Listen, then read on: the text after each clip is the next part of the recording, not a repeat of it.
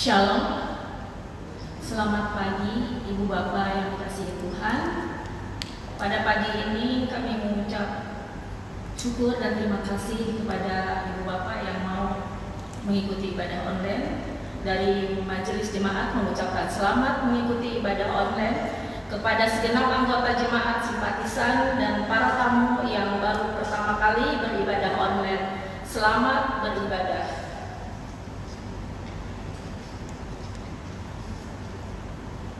Minggu ini adalah Minggu Trinitas, satu yang mulai rangkaian minggu-minggu Trinitatis sampai menjelang siklus Minggu Advent. Minggu-minggu Trinitatis dikhususkan untuk memperingati penampakan kuasa Allah yang terwujud dalam Allah Bapa, Yesus Kristus, serta Roh Kudus. Minggu ini ditandai penggunaan penutup mimbar dan stola warna hijau. Mari kita bangkit berdiri. Kita akan memuji Tuhan dari MKB 3 bait 1 dan 2.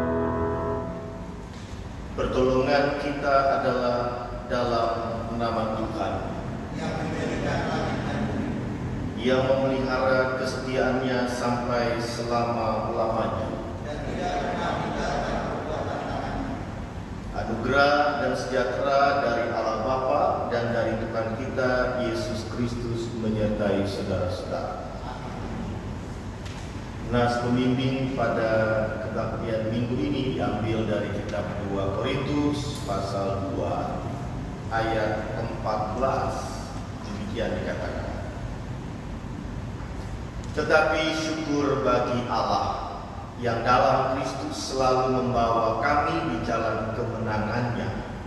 Dengan perantaraan kami Ia menyebarkan keharuman pengenalan akan Dia di mana-mana. Demikianlah nas pembimbing bagi kita.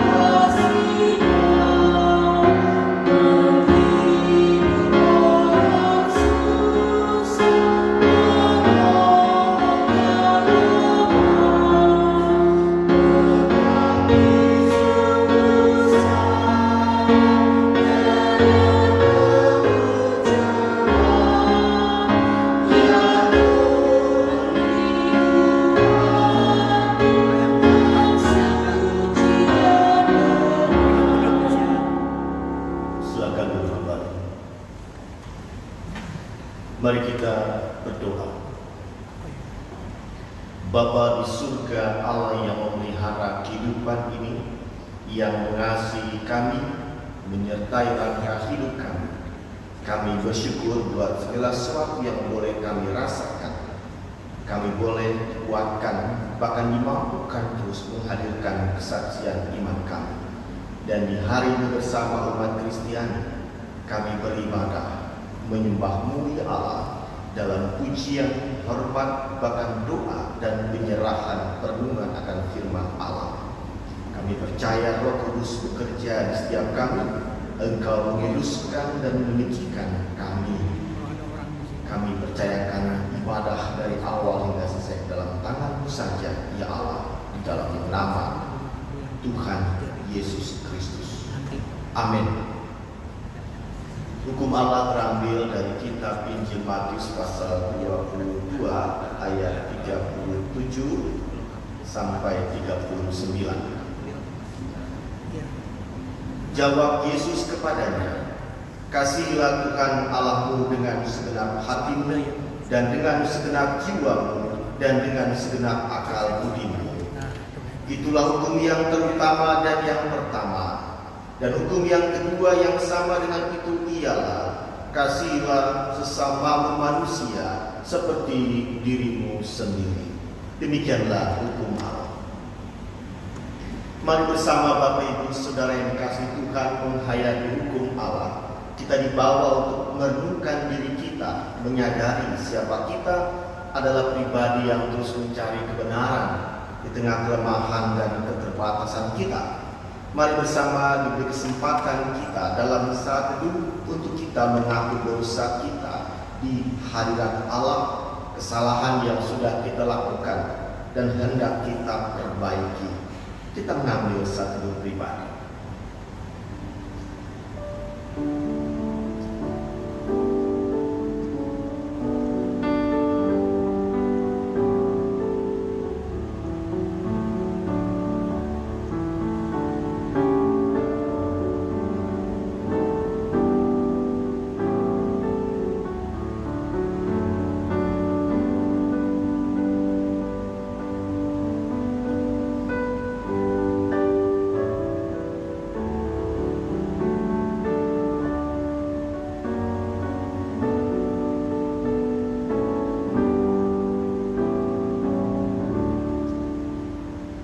Bersama kita mengucapkan, "Ya Tuhan, kami telah berbuat dosa terhadap-Mu. Kami telah berdosa terhadap sesama kami dalam pikiran, perkataan, dan perbuatan. Telah banyak kami menyimpang dari jalan-Mu yang benar. Ampunilah kami ya Tuhan.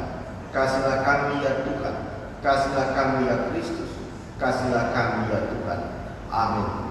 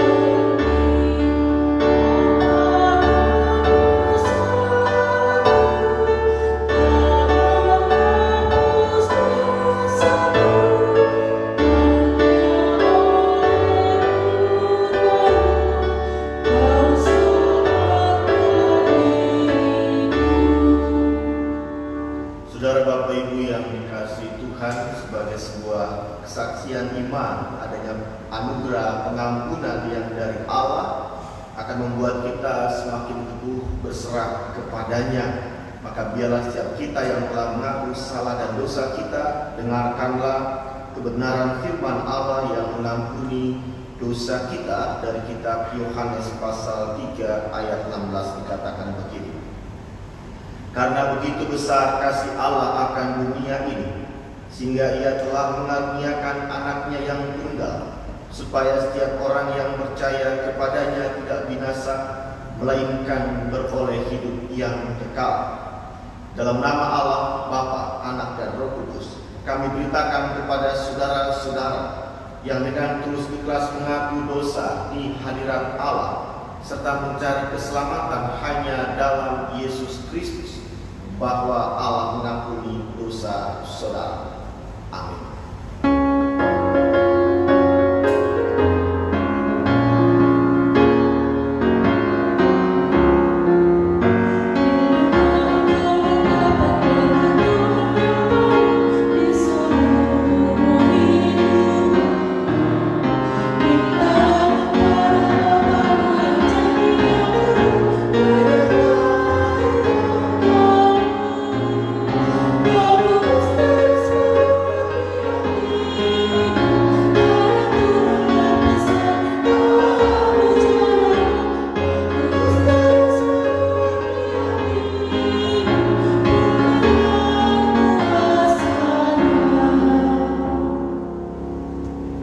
Mari kita mengambil sikap berdoa untuk memasuki pemberitaan firman Allah. Kita berdoa. Bapa di surga, biarlah hanya Engkau yang menuntun kami, membimbing kami menjalani kehidupan ini. Kami siap menghayatinya serta memampukan kami melakukannya.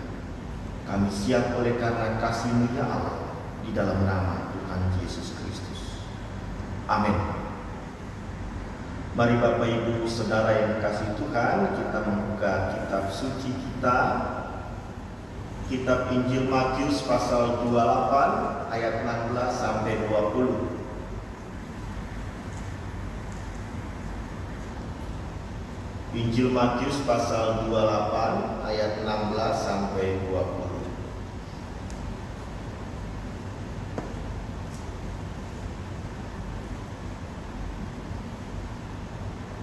Demikianlah dikatakan penulis kitab Injil Matius pasal 28 ayat 16 sampai 20. Dan ke-11 murid itu berangkat ke Galilea, ke bukit yang telah ditunjukkan Yesus kepada mereka.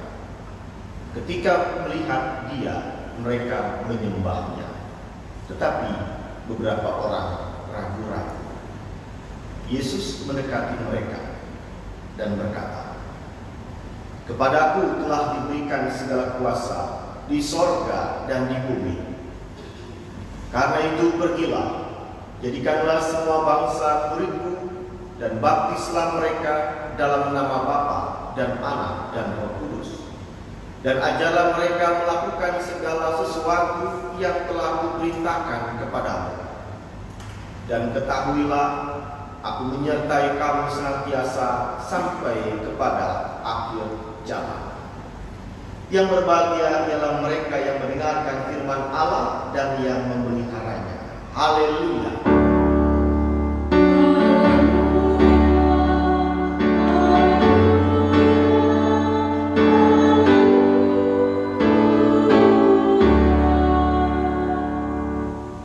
Shalom saudara Bapak Ibu yang dikasihi Tuhan. Sebagai orang yang beragama, kita sering mendengar kata sembahyang. Apakah itu sembahyang?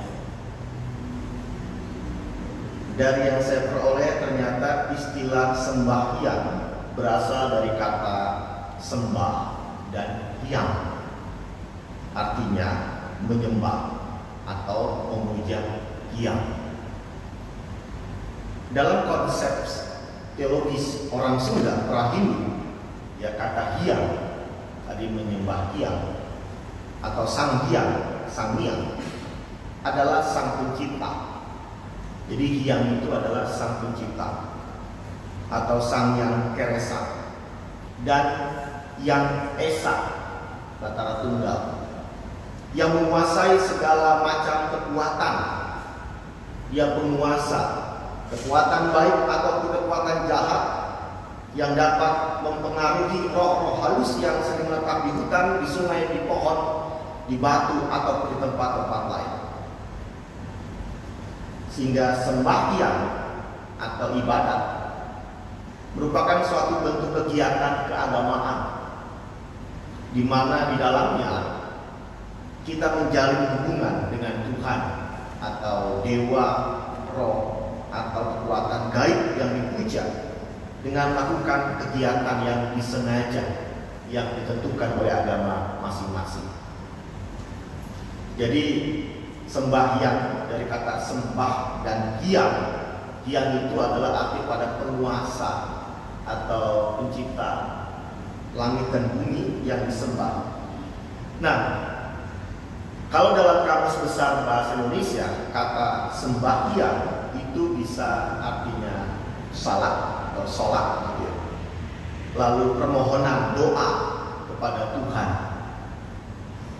Maka itu membenarkan kalau memang dalam sembahyang itu terjalin hubungan antara manusia dengan Tuhan, Allah, dewa, ya, sesuatu yang ilahi begitu, yang diyakini oleh setiap agama masing-masing. Nah, sembahyang itu sesuatu yang nampak dalam gerak atau sikap. Kalau untuk doa sudah terjalin atau terjadi pada kisah di Perjanjian Lama.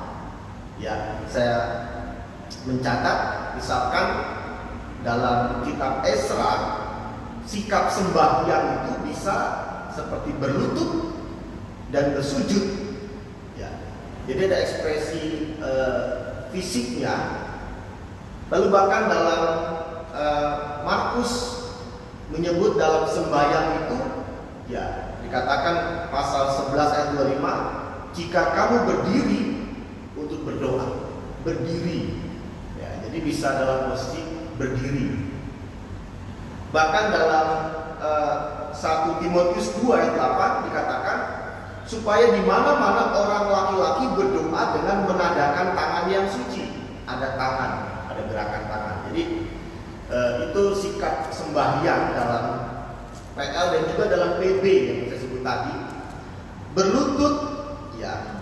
Bahkan kalau kita lihat Yesus saat dia berdoa, ya, dalam kitab Matius dan Markus dikatakan, maka ia maju sedikit lalu sujud, ya, kalau orang sujud itu ya tahu ya, berdoa.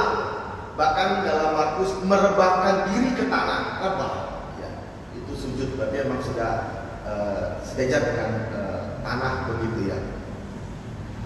Jadi itu praktek sembahyang yang dilakukan oleh orang-orang beragama untuk menyembah sembahyang yang diyakini penguasa.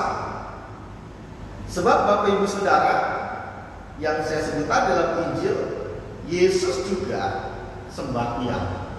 Dia berdoa dengan sikap, ya, bersujud atau merebah kepada Allah Bapa, dan dia menjalin hubungan dengan Bapa.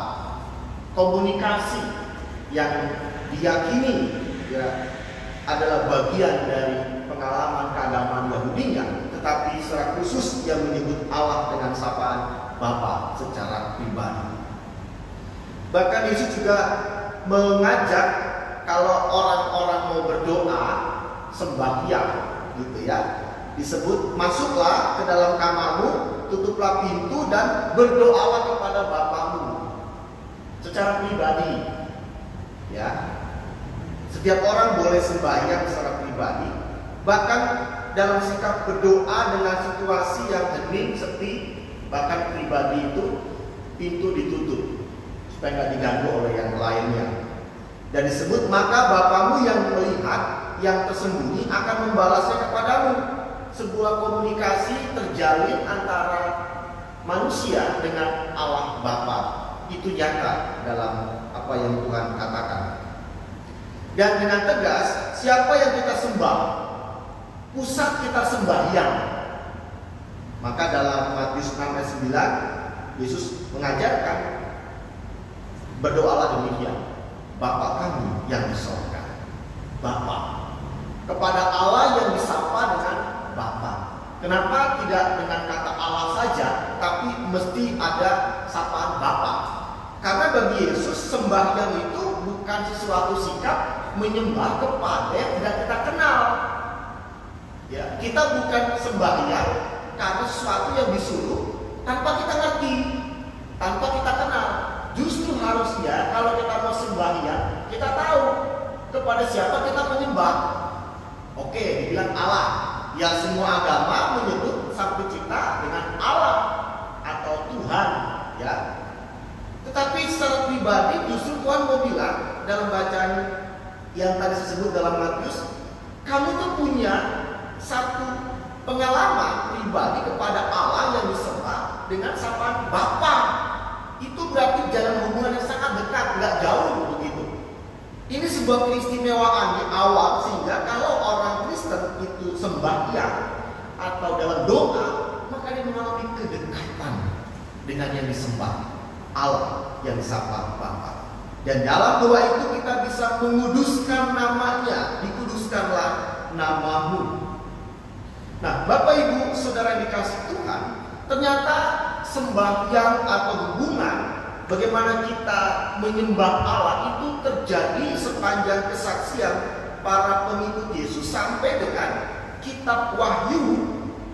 Betapa pentingnya ya kita menyembah Allah, dan disebut dalam Wahyu 14 ayat 7 ya, dalam sembahyang itu kita manusia menyembah Allah, yaitu Dia yang telah menjadikan langit dan bumi dan laut dan semua mata air.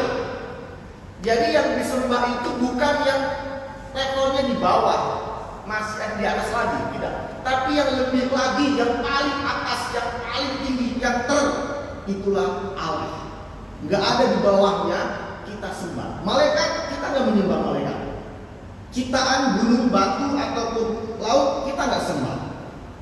Tapi yang menjadikan semua itu termasuk malaikat, manusia, Allah, Dialah yang kita sembah sebagai pencipta langit dan bumi, laut dan semua mata air. Itu prinsipnya. Dan itulah yang kita sembah. Bahkan lebih jauh, kita menyembah Allah tadi disebut oleh Yesus dengan sapaan Bapa. Itu bukan lagi sifatnya harus mencari tempat begitu. Dalam konteksnya tergantung pada tempat. Ya, seperti sekarang kalau dalam masa pandemi ini kan kita nggak lagi bisa berkumpul umat di gereja menyembah sembahyang, tapi akhirnya di rumah. Ya, hari Minggu kita nggak ibadah di gereja, tapi di rumah. Apakah itu mengurangi sembahyang kita? Atau ada orang yang nggak punya rumah, artinya dalam tengah perjalanan gitu ya, dia nggak bisa ke rumah, nggak bisa pulang. Apakah dia nggak bisa sembahyang di satu kesempatan hari itu? Bisa tetap sembahyang. Kenapa? Karena sembahyang atau beribadah kepada Allah dalam konteks sikap kita itu nggak lagi pada lahiriah semata atau tempat, namun kepada bagaimana kesiapan kita dalam roh dan dalam kebenaran. Yohanes 4 ayat 21 dan 24. Nah, mari Bapak Ibu Saudara, maka dengan tegas kalau bicara soal menyembah kita sudah tahu siapa yang boleh kita sembah. Nah, pertanyaan sekarang ini, orang Kristen menyembah siapa? Allah. Ya, semua agama harus setuju. Itu betul, Allah. Tapi ketika disebut orang Kristen juga menyembah Yesus, mulai masalah. Wah, gak boleh itu. Harus menyembah Allah saja, gak ada yang lain, apapun bentuknya. Terjadilah sebuah pergumulan. Ya, bagaimana menjelaskan? Ya, artinya kalau bicara iman, sebuah agama itu haknya, gak bisa diintervensi dengan agama lain. Lalu agama yang lain yang gak menyembah seperti kita misalkan, ya punya hak untuk mengatur atau menyalahkan. Tapi setiap agama pasti ingin dihargai atau diakui sebagai yang benar dalam keyakinannya. Begitupun dalam kekristenan.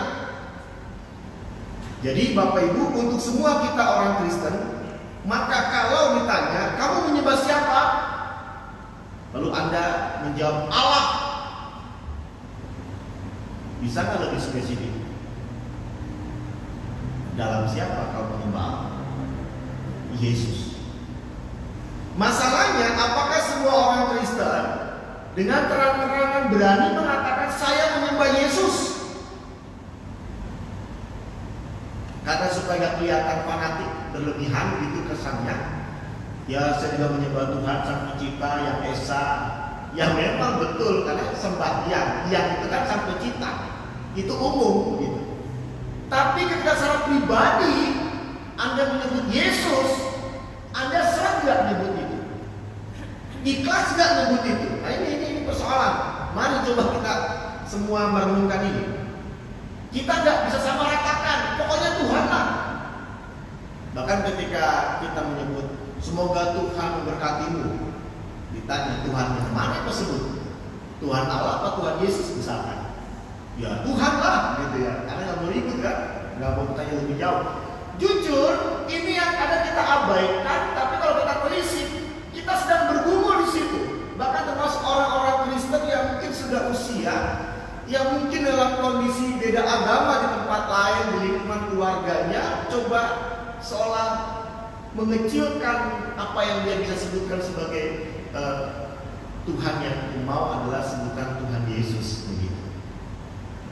Katakan, kami menyembah Yesus. Wah, musik. Siapa yang bilang? Pasti agama lain yang bilang. Karena kita nggak bisa diintervensi. Jangan paksa. Sama seperti gini kita orang Kristen. Kita paksa agama lain seperti kita. Berantem. Kita nggak bisa menghina keyakinan agama lain yang menyembah dewa-dewanya, menyembah Tuhannya, menyembah Allahnya. Gak bisa. Kita hina, kita remehkan, bahkan kita anggap sesat. Bisa berantem itu, perang agama. Kenapa kita terganggu dengan klaim orang lain, agama lain terhadap iman kita? Justru harusnya kita dengan yakin membenarkan ini benar dan menjelaskan iman kita kepada mereka yang bertanya, masa seperti itu? Sayangnya banyak orang Kristen tidak mau menjelaskan imannya. Benar nggak? Bahkan kalau dia ngomongkan imannya oleh agama lain yang bertanya, atau anggota keluarga yang berbeda, atau orang yang tahu, akan bilang, udahlah, gak usah ngomong begitu, gak usah bicara soal agama-agama lah, iman-iman, gak usah itu pribadi, agamamu. Betul sih, aman, gak ada masalah. Tapi justru dalam pribadi orang Kristen, mari refleksi Anda ditanya, Anda yakin gak Yesus itu memang layak disembah? Dan kenapa Anda menyembah dia? Harus tahu. Ketika Anda bilang Yesus itu Tuhan, ngerti nggak? Bukan ikut-ikutan. Mari kita belajar dari kisah kitab Matius ini, Bapak Ibu Saudara. Dalam bacaan kita nampak ketika para muridnya menjumpai Yesus di Bukit Galilea, ya sepertinya masih agak jauh ketika melihat Yesus. Mereka menyembah, tetapi ada beberapa orang yang ragu-ragu. Nah ini perhatikan, kan dibilang ke-11 murid itu berangkat ke Galilea, 11 orang ya. Ada yang ketika melihat Yesus menyembah, tapi ada yang ragu-ragu. Kenapa mereka ragu-ragu? Gini, betul bahwa ini peristiwa di mana mereka nggak tahu kelanjutannya, Tuhan akan naik. Mereka sudah mengalami penampakan Yesus, ya kan?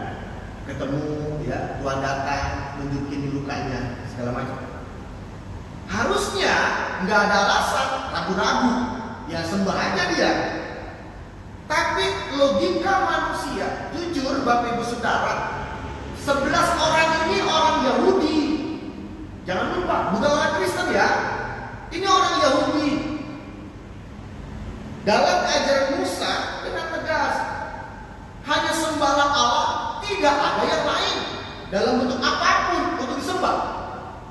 Untuk disembah. Sehingga ketika ada yang ikut menyembah, ya, menyembah Yesus itu, ada juga yang berpikir, loh kok disembah? Kenapa disembah? Kan dia manusia, kelihatan bentuknya manusia. Ini nggak bisa dibohongin. Di sini titik ketegangan. Jangan-jangan kalau menyembah Yesus yang kelihatan dalam bentuk rupa yang baru itu tetap dikatakan itu salah dalam ajaran mereka. Mereka nggak yakin. Emang boleh? Perhatikan. Jadi kalau disebut ada yang ragu-ragu itu wajar. Sejak kecil mereka dibentuk jangan menyembah selain Allah yang adalah roh. Gak kelihatan, gak berwujud. Bahkan dibilang ada yang mengatakan gak beranak, gak punya anak, gak punya ibu. Itu kebentuk Bapak Ibu Saudara. Susah dilepaskan, titik. Ya, mencoba melogikakan dimanapun juga untuk menerimanya susah. Puji Tuhan, Yesus tahu kondisi itu. Mungkin sekaligus saya mengatakan Tuhan tahu kondisi Bapak Ibu Saudara yang ragu. Gak usah malu. Yang masih berpikir apa yang membuat saya menyembah Yesus. Berarti kalau saya menyembah Yesus, dia itu Allah. Dia sang pencipta. Dia penguasa langit dan bumi. Di sini Bapak Ibu Saudara dikatakan Yesus mendekati mereka, tidak menolak, tidak memarahi, mendekati mereka untuk apa? Memberitahu yang benar, kebenaran termasuk ajaran Musa, kitab-kitab para nabi tentang siapa yang mesti disembah. Maka dia katakan ayat yang ke-18, kepadaku telah diberikan segala kuasa di sorga dan di bumi. Pertanyaannya, siapa yang bisa mengatakan itu kalau bukan yang dari Allah? Malaikat bisa ngomong begitu. Iblis pun nggak bisa.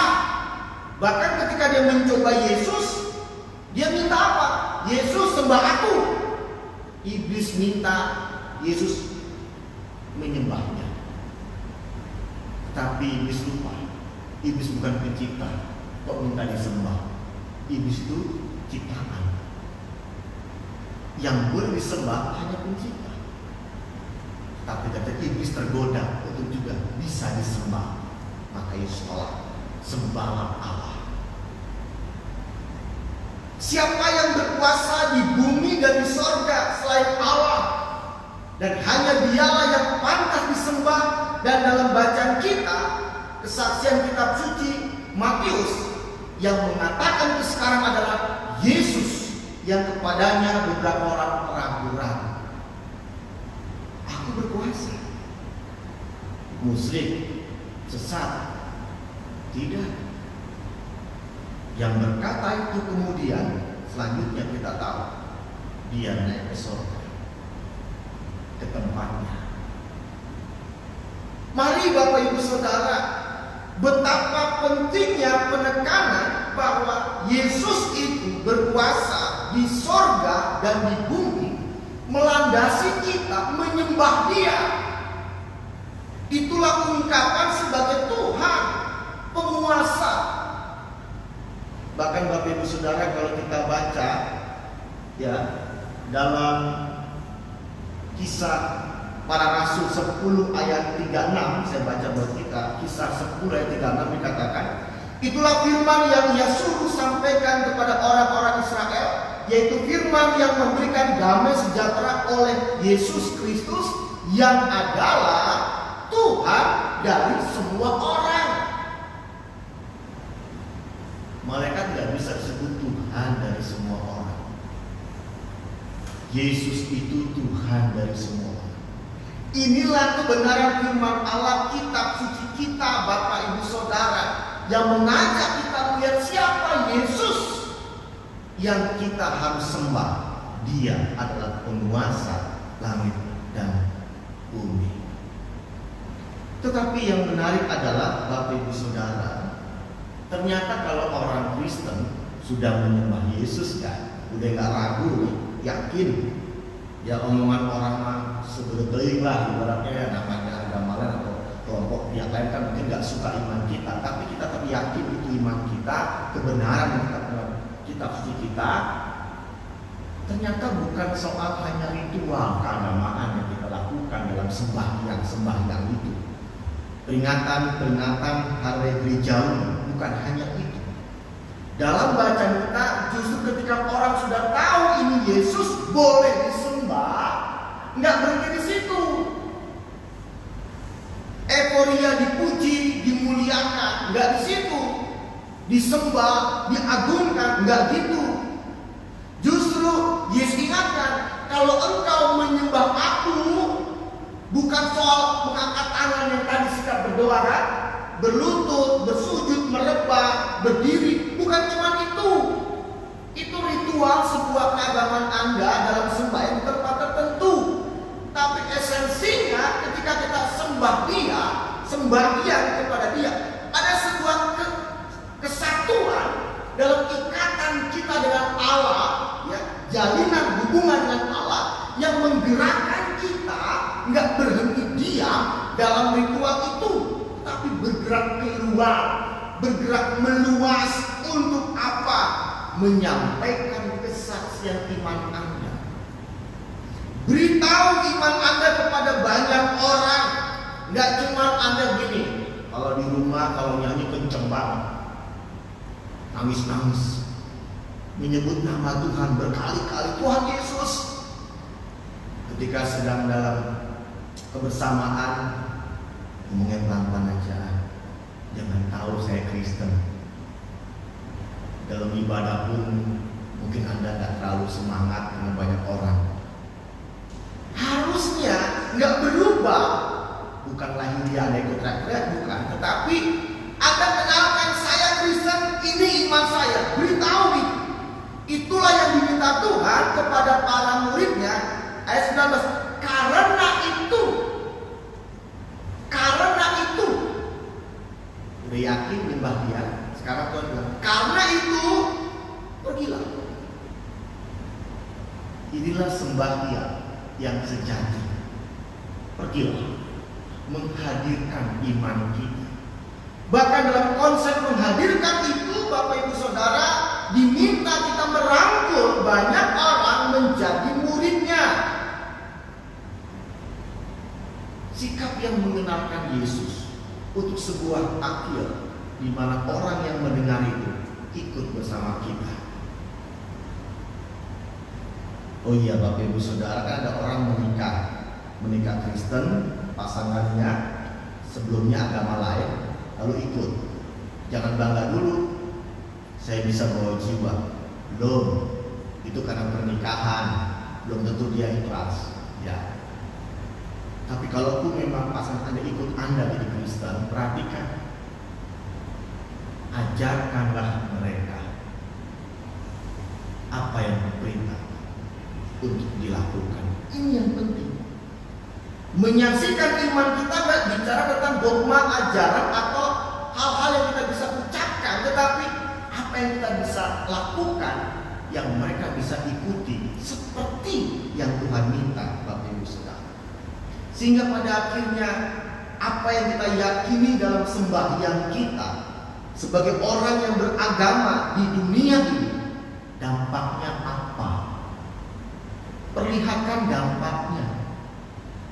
Apakah dampak seorang yang beragama, orang yang suka sembahyang itu sukanya membunuh, menghancurkan, merendahkan, menghakimi dan membuat arogansi agamanya di tengah kebersamaan agama lain? Apakah itu? Lepas dari sebuah agama mengajarkan doktrin sendiri, tapi secara batin kemanusiaan kita, apakah betul boleh dampak iman seorang itu harus menghancurkan, membunuh, menyakiti kemanusiaan, Bapak Ibu Saudara? Maka ketika Donald Trump, Presiden Amerika, dia membawa Alkitab depan gereja di Gedung Putih itu, Orang memecah bahkan pimpinan gerejanya. Maksudnya apa? Dia pegang Alkitab, berdiri di tengah demonstran yang memang ada di situ, nggak jauh dari situ. Jangan mengkaitkan agama untuk membenarkan diri. Ini menarik. Seringkali agama dipakai untuk membenarkan kepentingan diri. Tidak. Agama justru mempertegas dampak sikap Anda dalam sebuah wewenang yang diberikan. Tanggung jawab bahkan tugas Anda. Apa dampaknya? Apakah semakin meluaskan kebencian? Bahkan kehancuran, tidak menenangkan, tidak membuat orang tenang dalam kedamaian yang dia perjuangkan. Ini menarik Bapak Ibu Saudara. Sehingga pada akhirnya kita bisa ngerti kenapa Yesus dalam kehidupan dengan para pemuka agama waktu itu, dia mengkritik habis mereka. Disebut kelompok Farisi, dia kritik habis. Engkau seperti kuburan. Wah, itu jeleknya Bapak Ibu Saudara. Luarnya putih bersih, dalamnya itu busuk tulang belulang. Dikritik. Jangan agama membenarkan dirinya, tetapi justru agama itu membangun sebuah dampak yang membuat banyak orang memuliakan Allah. Tidak segan-segan Tuhan mengatakan kata-kata yang tajam, mengkritik kepada orang yang disebut munafik. Di sini betapa tidak mudah pada akhirnya melepaskan agama dari kepentingan tertentu, bahkan di Indonesia, demi sebuah kekuasaan, wewenang yang ingin diraih dalam kehidupan politik misalnya. Nggak terhindar Bapak Ibu Saudara, orang bersembunyi dalam agama, ya, menampilkan tampilan kesalehan, ya, dalam pakaian kami misalkan. Apa artinya? Sembahyangnya itu apa dampaknya? Mari biarlah pada saat ini Bapak Ibu Saudara dikasih Tuhan, dalam minggu di mana kita beribadah sembahyang walaupun online kepada semua warga jemaat umat Kristiani yang di rumah, apapun kondisi dan situasi Anda saat ini, ketahuilah sembahyang itu bagian yang penting dalam kehidupan iman kita. Sembahyang itu kita bisa mengangkat hati untuk Tuhan, memuji Dia, kita berdoa, menjalin hubungan dengan Allah. Tapi juga sembahyang Anda dan saya adalah sembahyang yang membuat dampak yang sangat besar bagi sebuah perubahan di mana nama Tuhan dimuliakan dan manusia mengenal arti kemanusiaan itu sendiri dalam kehidupan kebersamaan. Tidak mudah, ya. Tidak mudah. Tapi justru dalam ketidakmudahan itu Bapak Ibu Saudara, nampak betul Tuhan akan menyertai mereka. Dalam ketidakmudahan itu justru saya melihat Yesus akan menyertai. Sangat-sangat betul-betul menguatkan para murid. Dia akan menyertai. Maka berarti kita mewartakan kabar baik tidak sendiri. Ada Tuhan yang menyertai kita. Maka apapun kesulitan Anda, apapun yang Anda alami yang tidak mudah, Dia terima Anda datang dan diberikan kekuatan kembali untuk terus mengenalkan iman Anda kepada banyak orang. Beragama tetap lakukan, tetapi yang penting adalah beragama yang punya dampak untuk kemuliaan nama Allah. Tuhan memberkati. Amin.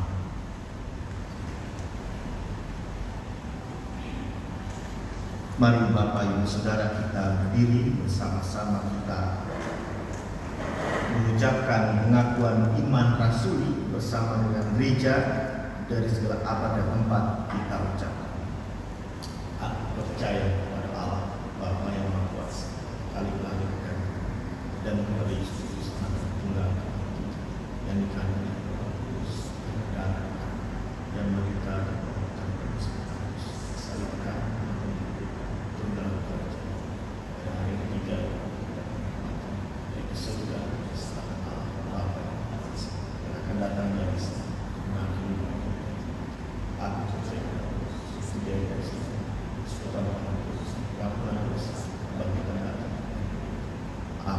Silakan duduk kembali.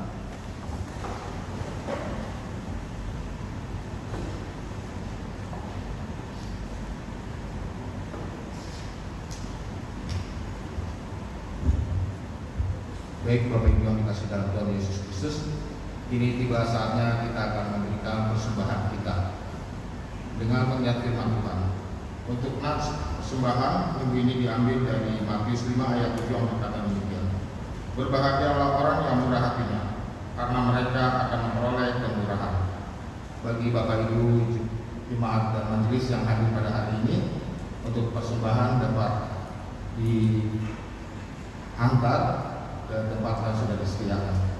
Dan bagi Bapak Ibu yang ingin mengikuti ibadah online dari rumah, untuk persembahan dapat dihimpun di keluarga masing-masing dan akan diserahkan ke majelis untuk minggu berikutnya. Untuk itu kita akan menyanyikan dari NKB 199 ayat 1 dan 2.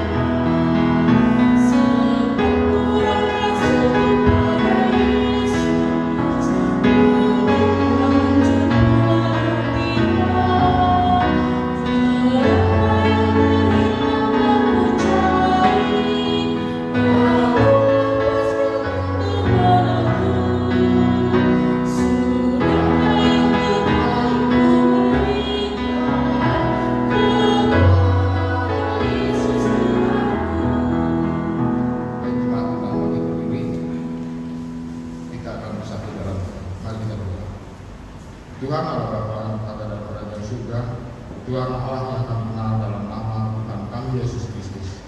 Kami mengucap syukur kepada-Mu ya Tuhan atas segala berkat yang Kau berikan kepada kami. Engkau memberikan berkat di dalam kehidupan kami dari hari lepas hari hingga sampai saat ini. Dan pada saat ini kami memberikan sebagian berkat yang sudah kami terima melalui persembahan yang kami berikan pada saat ini ya Tuhan. Kiranya persembahan ini dapat berguna bagi kerajaan di dalam kami berjemaat. Terimalah persembahan ini ya Tuhan. Dalam nama Tuhan Yesus kami berdoa dan mengucap syukur. Amin. Silakan duduk kembali.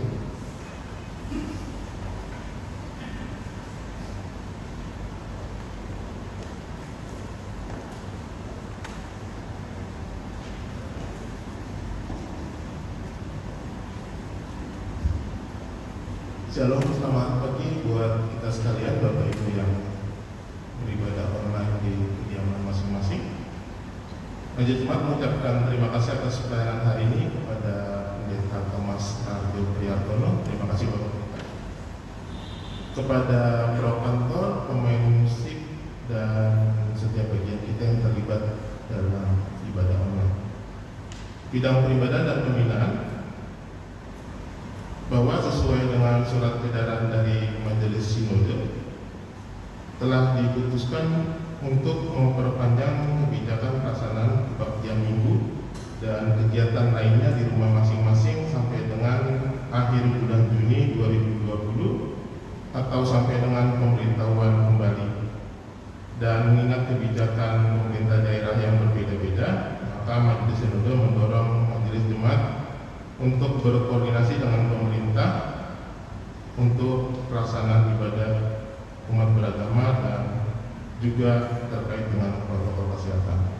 Bapak Ibu sekalian, terakhir menyikapi kebijakan dari Pemprov DKI yang terakhir dikeluarkan, diinformasikan bahwa Majelis Jemaat sampai dengan saat ini masih dalam mempersiapkan hal-hal teknis, terutama terkait dengan protokol kesehatan dan juga dalam koordinasi dengan pihak terkait, PKS 3 gereja juga, mulai dari mempersiapkan jarak bangku, kemudian disinfektan gedung dan hal sebagainya, termasuk juga pertimbangan kepada warga jemaat dalam kondisi rentan seperti yang lanjut usia dan anak-anak. Maka dengan demikian akan diinformasikan kemudian apabila memang segala kesiapan telah selesai dan kita telah siap beribadah kembali di gedung gereja, dan majelis jemaat akan memberitahukan kemudian kepada Bapak Ibu sekalian. Bidang kesan dan kesaksian, mari kita tetap terus mendukung bagi anggota jemaat kita yang dalam keadaan sakit, pergumulan, juga lansia. Dan untuk anggota jemaat yang berulang tahun dari tanggal 7 sampai 13 Juni 2020, majelis jemaat mengucapkan selamat ulang tahun, dan untuk nas ulang tahun terambil dari Yeremia 17 ayat 7. Diberkatilah orang yang mengandalkan Tuhan, yang menaruh harapannya pada Tuhan. Pada saat ini selesai ibadah online, majelis jemaat dan pengurus komisi kedutaan akan mengadakan pertemuan dan diingatkan kembali terkait dengan informasi PSDK bahwa anggota PSDK diharapkan agar secara reguler membayarkan iuran wajibnya, dan komisi kedutaan akan mendata kembali anggota jemaat mengenai kewajiban setiap anggota PSDK untuk iuran wajibnya. Hal kedua, telah disusun revisi atas peraturan PSDK. Poin revisi adalah mengenai syarat keanggotaan dan berakhirnya keanggotaan PSDK. Dan poin ketiga, komisi kedutaan bersama-sama dengan majelis jemaat akan melakukan sosialisasi sebelum peraturan efektif diberlakukan per Januari 2021. Untuk informasi keuangan, Bapak Ibu dapat melihat dalam warta jemaat yang diberikan nanti melalui majelis jemaat di wilayah masing-masing, dan apabila ada koreksi dapat menghubungi majelis jemaat selesai ibadah online.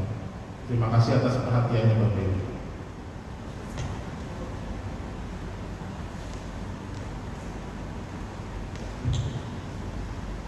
Mari kita berdoa Bapak Ibu saudara. Ya Allah, Engkau telah menempatkan kami gereja di dunia. Ada gereja yang tidak membangun dirinya sendiri untuk memegahkan sebuah pengalaman internal semata, tetapi keluar tengah dunia menyaksikan imannya.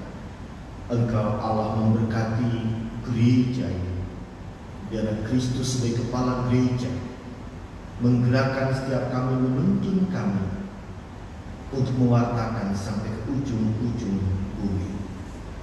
Engkau memampukan kami. Ada banyak murid-murid Tuhan yang telah diutus di setiap bagian pelayanan kehidupan sesuai dengan tugas dan tanggung jawabnya, dan biar terus menampilkan satu pribadi yang sungguh-sungguh menjadikan sebuah pengalaman hidup di tengah dunia ini ruang membuat banyak orang mengenal Tuhan, memuliakan Tuhan Yesus. Ya Allah, biarlah gereja di setiap bagian, bahkan jemaat untuk GKP khususnya, boleh terus menghadirkan dirinya tentang masyarakat yang ada, dengan segala pergumulan yang ada, ikut turut di dalamnya, berjuang bersama, bahkan dalam pandemi COVID-19 ini. Kami percaya tidak akan ada yang terabaikan. Kami mau turun di dalamnya, tergerak untuk mengambil bagian, sebab disitulah ibadah yang sejati, bersama dengan kuasa Tuhan yang menyertai. Terima kasih buat setiap kami ya Allah, bahwa di tengah-tengah yang kami kerjakan, mengenalkan Tuhan, bersaksi sebagai orang Kristen dalam setiap hal yang baik yang Tuhan ajarkan, mengalami ketidakmudahan, kami putus asa, atau kami lelah, kami gak kuat lagi, Tuhan mau hadir menguatkan kembali. Tuhan mau memberikan kuasanya untuk kami sanggup berjalan kembali. Terima kasih buat pengalaman-pengalaman indah yang Kau berikan kepada setiap orang yang percaya dalam pelayanannya, dalam ketidakmudahannya itu. Ada jalinan hubungan yang baik dengan Engkau sendiri dan semakin memperteguh imannya. Terima kasih Bapa buat gerejamu di tempat ini, GKP Kramat. Biarlah selalu menjadikan pengalaman iman kami, kekuatan melayani, mengerjakan tugas-tugas kami, tidak lelah, bahkan selalu bersuka cita luar biasa di dalam melayani Engkau di tengah-tengah jemaat. Dengan segala keadaan yang ada, Tuhan melengkapi. Terpujilah Engkau Allah Bapa di sorga. Kami juga percayakan Engkau pakai anak-anak yang boleh percaya kepadamu di tengah pemerintahan bangsa negara ini, yang terus membantu memulihkan, selalu perubahan ke arah yang semakin baik dalam kebijakan, bahkan penetapan keputusan di lapangan, dan terlebih masa depan berbangsa bernegara, terlebih juga agama-agama di Indonesia. Tuhan pakai banyak orang yang beragama, yang percaya kepada Allah, yang mengedepankan kedamaian dan bahkan juga memperjuangkan nilai-nilai kemanusiaan, terlebih nilai-nilai Pancasila. Kami bersyukur bahwa Allah tetap ada bersama Indonesia. Di dalam nama Tuhan Yesus Kristus kami berdoa dan bisa mengucapkan doa. Bapa kami dalam surga, tuliskanlah kami, datanglah kerajaan, kehendakmu di surga.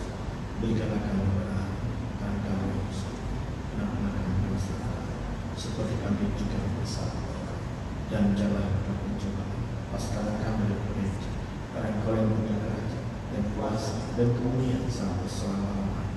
Amin. Mari dengan sikap diri kita memuji Tuhan.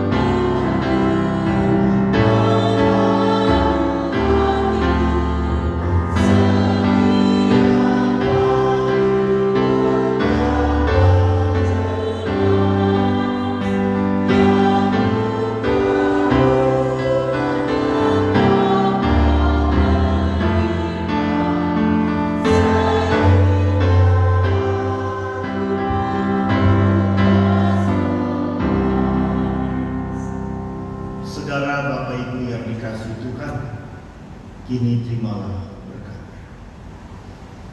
Kasih karunia Tuhan Yesus Kristus dan kasih Allah dan persekutuan Roh Kudus menyertai saudara-saudara. Amin.